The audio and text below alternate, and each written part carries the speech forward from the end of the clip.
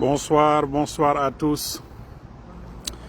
Bonsoir à tous et comme nous l'avions annoncé tout à l'heure, donc il y a l'éclipse partielle de la Lune qui a démarré. Et donc c'est observable partout au Sénégal. Vous pouvez observer cette éclipse.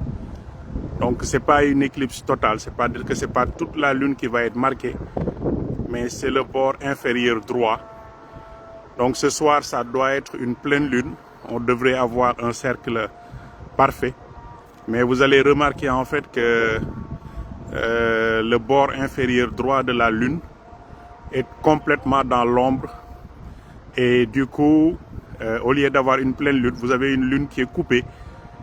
Et c'est ça l'éclipse. Donc c'est la lune qui est en train de rentrer dans l'ombre de la Terre.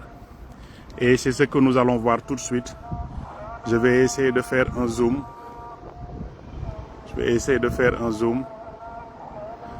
Pour voir si j'arrive à... Je vous invite, n'hésitez pas à sortir et à regarder. J'essaye de zoomer, mais apparemment mon n'est pas très doué pour faire ce genre de zoom là. Il y a trop de luminosité.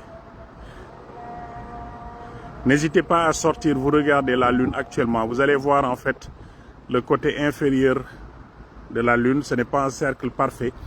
Il y a le côté inférieur droit en fait qui est coupé. Et c'est l'ombre de la Terre qui masque donc cette partie de la Lune. Et je ne peux pas inverser la caméra, mais... je pense que vous devinez déjà le côté inférieur droit qui n'est pas un cercle parfait. J'utilise un téléphone donc directement. Mais je vous invite à sortir, mettez-vous sur vos balcons, vos terrasses. Sortez et regardez, donc vous allez voir cette partie donc de la Lune qui est dans l'ombre de la Terre. C'est ce qu'on appelle l'éclipse. Donc ça a démarré et la phase maximale, ça va être à 20h14. 20h14, on aura donc la plus grande partie de la Lune masquée par l'ombre de la Terre.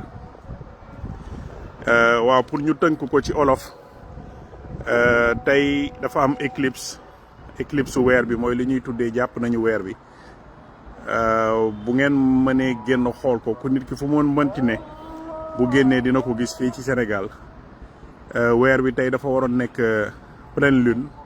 tey bésu pleine lune la lépp waroon a feeñ ci weer bi lépp waroon feeñ mu nekk wërngël bu mat sëkk waaye bu ngeen génnee xool di ngeen gis ne que benn xaaj bi li jëm ci suuf dafa mel ni dañ ko dagg dafa nekk ci lëndëm waaw loolu nag takkandeer bi suuf si di sànni ci jaww ji maanaam jant bi day sànni lumière am ci jaww ji lumière boobu ñëw dal ci ñun si ñu ginnaaw suuf si day am benn takkandeer mooy mi ngi mel ni ngay dox ci kanamu lampe torche rek sa takkandeer sànneeku ci ginnaaw takkandeer boobu nag suuf si sànni ci jaww ji weer bi moo dox ba dugg ci takkandeer boobu noonu moo tax bu ngeen xoolee partie bi nekk ci suuf lii lëndëm takkandeer bi suuf si sànni ci jaww ji ci asamaan si moom la weer bi nekk di dugg fi mu nekk nii waaw du nekk nag éclipse totale maanaam du lépp mooy feeñ éclipse partielle lay doon maanaam weer bi day romb cof tuuti ci takkandeeru suuf si waaw nii lay def bu nekkee 20h14 mooy waxtu bi nga xam ne takkandeer bi dina nëbb li ëpp ci wàll bi su weer wi di jaar ci takkandeer bi 20h14 lay doon bu 20h14 jeexee weer bi day continuer di daw ba génn ci takkandeer bi ñu mën a continuer ci guddi gi am suñu pleine lune donc tey bésu pleine lune la waaye bu ngeen xoolee di ngeen gis ne weer bi am na benn partie bu ci manqué boo xamante ne takkandeeru suuf si moo ko nëbb donc ñu ngi ñaan ñëpp ak xale yeeg ñëpp ngeen génn wan leen ko lii dafa nekk ay mbir yoo xamante ne suñu mbiru suñu borom la waaye mu teg ko ci ay calcul yu leer ba ñu mën a wax nit ñi bés nangam éclipse dina am weer bi heure bi lay dugg ci takkandeer bi heure nangam li ciy génn te bu bés ba jotee noonu lay amee donc tey ku nekk Sénégal ak ci àdduna bi yëpp ñëpp a ngi koy seetaanandoo am na ay nataal yoo xam ne jot nañ ko jël léegi ak téléphone bi donc génn leen jël leen seen téléphone ngeen jël ay photo ku ci yor appareil photo na ko jéem a jël li yeeg yooyu et ku bëgg comprendre éclipse beeg yooyu am na information yu bëri yu nekk ci internet bi mais lii occasion la pour ngeen mën a gis weer bi ni muy duggee ci takkandeeru suuf si. fii nag Dakar xaw na am ay nuages tuuti moo tax waaw Dakar nag xaw na am ay nuages tuuti moo tax mu xaw a mel nii sax mais bu amee yeneen gox yoo xamante ne amul nuage ñooñu nañ ci profito bu baax pour mën a xool éclipse bi waaw donc mi ngi noonu daal éclipse partielle de lune la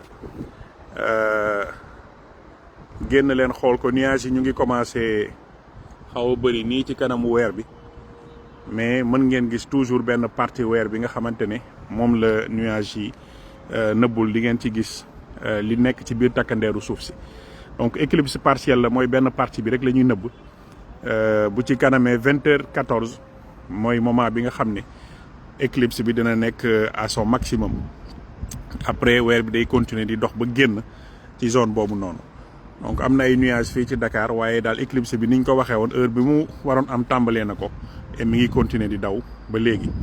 Voilà, donc très bonne observation, bonne éclipse. Il y a mon ami Riyad Kawar qui est en train de faire aussi un direct. Donc je vais partager également le direct de Riyad tout de suite pour que vous puissiez continuer à suivre. C'était pour vous donner l'information que l'éclipse avait bien commencé. Et ceux qui sont nos amis qui sont au niveau de Diourbel, Bambey, Kaolack, Fatick, Saint-Louis, Kédougou, Tamba, si vous avez un meilleur ciel, envoyez-nous vos photos. Voilà, donc l'éclipse a démarré et c'est en cours. Très bonne observation, très bonne soirée à tous et je vais partager le direct de Riyad Kawar tout de suite. Merci.